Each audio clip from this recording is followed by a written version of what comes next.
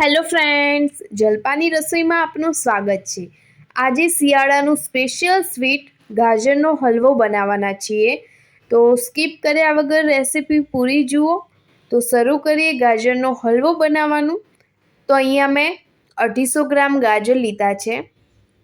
તો મીડિયમ સાઇઝના ગાજર લીધા છે। હવે ગાજરને આપણે સારી રીતે પાણીથી ધોઈ દઈશું। તો ગાજરને પાણીથી સારી રીતે ધોઈ દીધા છે। એના પછી ગાજરની છાલ ઉતારી દઈશું।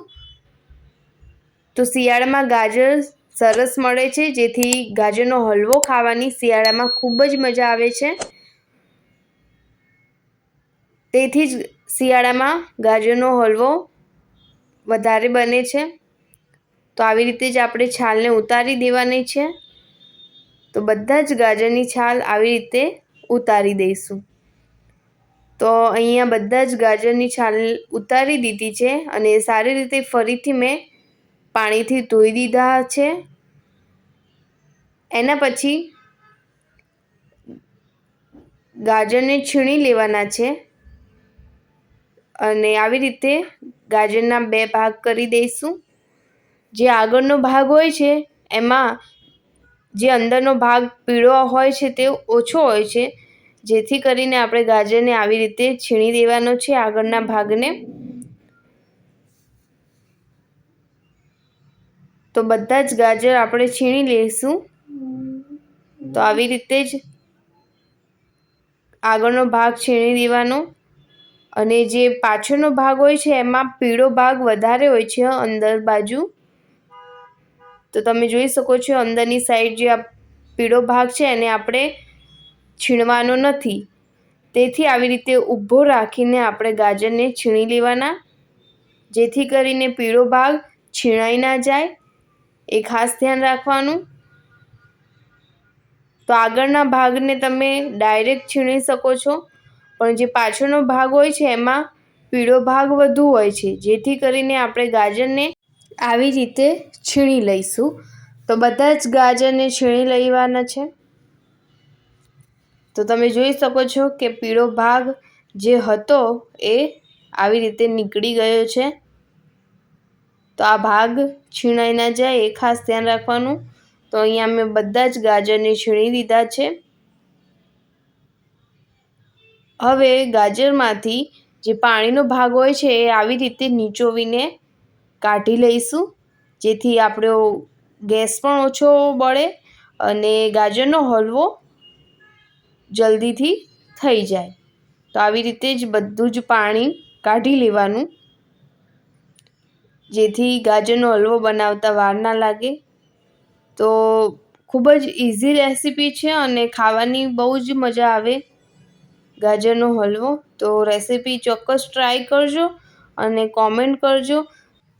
એના પછી એક કઢાઈ લઈ લઈશું, એમાં 2 ચમચા ઘી ઉમેરીશું અને એના પછી ગાજરનું છીણ એડ કરી દઈશું અને ગાજરના છીણને શેકી લેવાનું છે। તો આવી રીતે જ હલાવતા જઈશું અને ગાજરના છીણને શેકી લઈશું। તો મારી અવનવી રેસીપી જોવા માટે મારી ચેનલને સબસ્ક્રાઈબ કરી ના હોય તો ચોક્કસથી સબસ્ક્રાઈબ કરી લેજો, જેથી અવનવી રેસીપી તમને મળતી રહે। તો હલાવતા રહીશું।